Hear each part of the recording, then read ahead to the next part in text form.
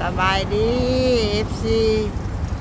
มื้อนี้เฮาก็ได้มาออกจากเขื่อนน้ำเงิมนะพ่อเนาะแม่นเป็นน้ำมือออกจากเขื่อนน้ำเงิมมาแล้วก็มาแวะวัดภูเขาคุ้ยเห็นว่าเวลายังหลายอยู่เนาะแม่นมีบุญจ้าอยากมาแต่หึงแล้วเนาะพ่อเนาะบ่ได้มาเชื่อนะยังบุญบ่ฮอดยอดบ่ถึงเทื่อนี้แล้วนี่จ้ามาแล้วก็มาฮอดจบเจือเทื่อนี้เด้อ FC พ่อตู้พ่อบัดผู้ทุกคนเข้าไปเบิ่งเนาะไปเบิ่งไปชมวัดภูเขาคุ้ยนำกันเนาะว่าความสวยงามสิเป็นจังไดแม่นก็ไปเบิ่งนำกันอันนี้ก็แม่นเป็นประตูโค้งที่สองที่เขาวัดวัดพระบาทวัดพระบาทภูเขาคุ้ยเนาะพ่อเนาะแม่นวัดพระบาทภูเขาคุ้ยนี่ก็เป็นประตูที่สองจากแคมทางใหญ่เข้ามาประตูโค้งตัวที่สองนี่จากประตูโค้งที่หนึ่งเนาะแคมทางใหญ่มาหาประตูโค้งที่สองเข้าวัดนี่แม่นหาลักเนาะเฮากับสิพา FC เข้าไปเบิ่งนำกันเข้าไปเบิ่งห้อยพระบาทอยู่วัดป่าภูเขาคุ้ยเนาะFC ไปเบิ่งนำกันความสวยงามบุญฮอดยอดถึงได้มาพ่อมาเห็นโอ้ยสาธุบุญคำนำสู่บุญฮอดยอดถึงนี่ก็เป็นบริเวณที่วัดเนาะบ่อนที่เฮาจอดรถอยู่หันจอดรถอยู่ทางนอกหันน้อยหนึ่งแล้วก็อันนี้ก็เป็นทางย่างเข้ามาของวัดป่าภูเขาคุ้ยอันนี้ก็สิเป็นบ่อนเจดีย์เนาะเจดีย์ที่วัดป่าภูเขาคุ้ยวัดพระบาทภูเขาคุ้ยเฮาก็ได้มาเห็นและพาพ่อตู่พ่อมาเบิ่งหลังจากเฮามาแต่เขื่อนน้ำเงิมแล้วเนาะเฮาก็ได้เวลายังหลายอยู่ยังบ่อนค่ำเฮาก็เลยพาพ่อตู่พ่อมาแวะวัดเพิ่นก็จ้าหลายเทื่อแล้วอยากมาเห็นโดยแม่มาแต่เขื่อนน้ำเงิมบ่แม่ขาน้อยเขียนรถจักรมาสองผัวเมียโดยเลยพากันไปจักว่าขับรถแต่ขาน้อยออกวังกินนี่แต่ทางแบงทาราดนะ3 แยกทาราดมาหาบันเกิน45 นาทีคนทางดีอยู่โดยบ่ไกลบัดนี้เจ้น้อยขาน้อยออกแต่วัดภูเขาคุ้ยนี่เมื่อแล้วก็สิเมื่อรักษาเอ็ดเลื่อนอยู่รักษาเอ็ดก็เลยพอตู่พ่อเพิ่นบ่เคยเห็นจักเทื่อวัดภูเขาคุ้ยก็เลยมีเวลาโอกาสบุญฮอดยอดถึงได้มาวัดภูเขาคุ้ยนี่บ่ทันเห็นจักเทื่อโดยผัวขาน้อยบ่ทันเห็นจักเทื่อขาน้อยเห็นเทื่อที่2นี่แล้วตอนน่ะขาน้อยมานำครูบาอาจารย์ตอนพอทานงอนเสียมาวางเพลิงเพิ่นแล้วก็ออกมาพี่ขาน้อยก็เห็นเทื่อที่2นี่แหละเทื่อที่3แล้วเนาะก็เว้าสู่เพิ่นฟังว่าเพิ่นว่าขออยากไปเด้เพิ่นว่ามีเวลาโอกาสพาไปแน่เพิ่นว่าของามได้ค่ะเข้าไปไหว้โดยเพิ่นยังเข้าห้องน้ำเพิ่นออกมาแต่ห้องน้ำสิพะแม่นบ่แม่นแหละเพิ่นยังบ่ออกมาแต่ห้องน้ำนี่ความสวยงามของวัดเป็นพระธาตุเจดีย์อยากขายคืออยู่อินเดียได้พระธาตุเจดีย์อยู่นี่นะอยู่วัดป่าภูเขาคุ้ยแม่นแหละวัดพระบาทวัดป่าภูเขาคุ้ยอันนี้ก็จะเป็นตนาเจดีย์เนาะอันนี้ตนาเจดีย์แต่ตนาเจดีย์อยู่ที่วัดป่าพระบาทภูเขาคุ้ยงามสวยงามเนี่ยวะค่ะ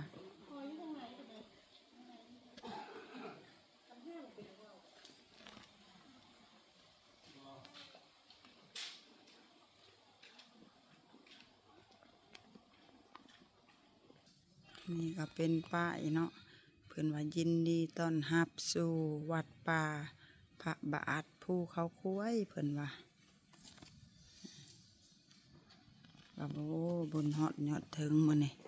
ได้ไปทางเที่ยวแน่ไปทางบ่อนธรรมชาติแน่แล้วก็ได้มาเห็นทางวัดว่าอาหามเฮาแน่เนาะไปหลายบ่อน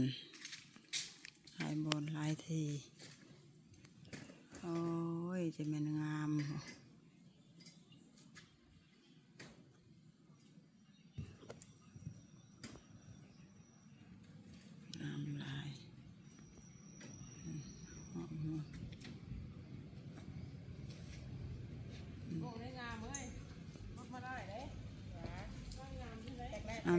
ประตูพอ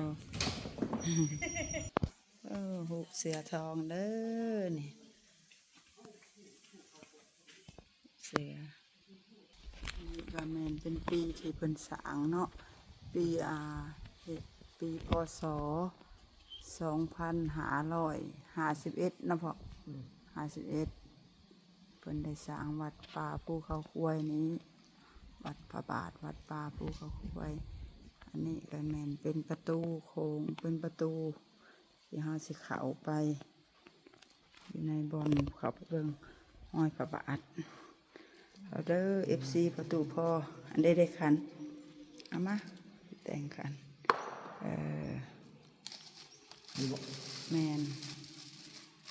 พระบาทเอาจะมาจับกล้องมาพอสิแต่ง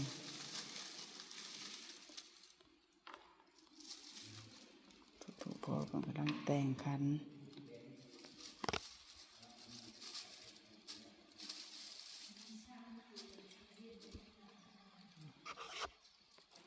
อันนี้ก็เป็นบอนที่พระบาทอยู่เนาะห้อยพระบาท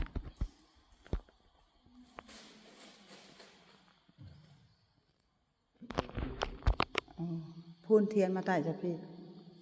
เทียนเอาไว้หันเลยเอาไว้หันก่อนจะนอนก่อนเสียนะ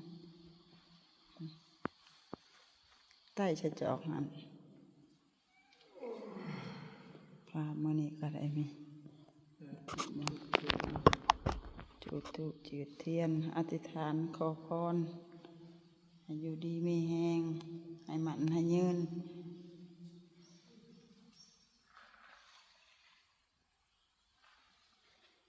พาประตูพ่อมาวัด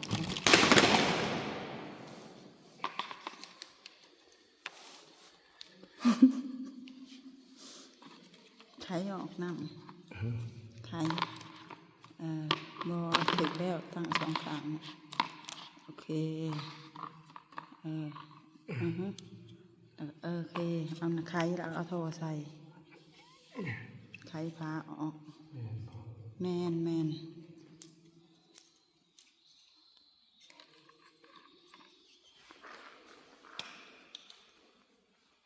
ไปสั่นเอาไว้หัดจะมาคอยเฮ็ด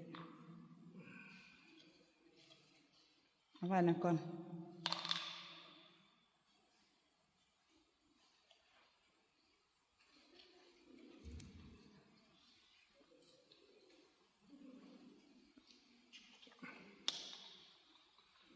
คนมากราบมาไหวเด้อ FC ประตูพอเอ้ยผู้ที่บ่ได้มากะบ่เคยมาหรือเคยมาแล้วกะให้ได้บุญนำกันเด้อได้เบิ่งได้เห็นนำกันให้ได้บุญหลายๆบุญบ่ฮอดจอดบ่ถึงก็เฮามาแทน FC เฮาได้มาถ่ายให้ FC เบิ่งความวัฒนธรรมลาวเฮาเนาะความสวยงามที่ประเทศลาวเฮาอันนี้ก็เป็นห้อยพระบาทเพิ่นอันใส่อันนั้นไว้นี่พระบาทเด้อคุณพระพุทธพระสงฆ์พระธรรมลูกหลานขอคุณเหาะยอดถึงได้มากราบมาไหว้ได้มื้อนี้ขอคุณพระพุทธพระสงฆ์พระธรรมคุณพระใดให้เบิ่งให้แยงลูกหลานได้ให้ลูกหลานอยู่ดีมีแห้งปักกุ่มสุมเย็นอายุมันคนยืนนี่เป็นห้อยพระบาทเพิ่นแม่นเบิดละที่เพิ่นอ้อมไว้นี่เป็นห้อยพระบาทนี่ห้อยพระบาทเพิ่นนี่เฮาก็สิได้ให้น้องเด้อ FC เบิดทุกคนให้ได้บุญหลายๆที่เข้ามาเบิ่งกันอยู่หมันควรยืนบุญคำนำสู่ปราศจากโรคภัยทั้งปวงได้เห็นนำกันเป็นไรประตูพอได้มาเห็นวัด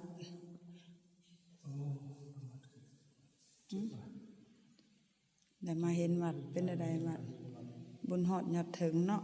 เคยมาจากเถื่อเลยฮะบ่เคยจะมาจากเถื่อครั้งแรกในชีวิตบ่นี่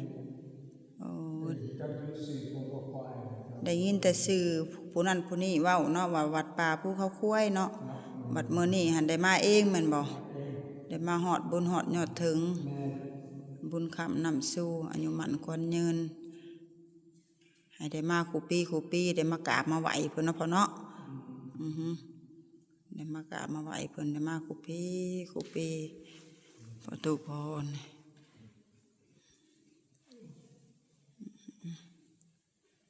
อันนี้ก็เป็นบอนเสียงโชคดวงชะตาวาสนานี่เนาะที่เฮาอันนั้น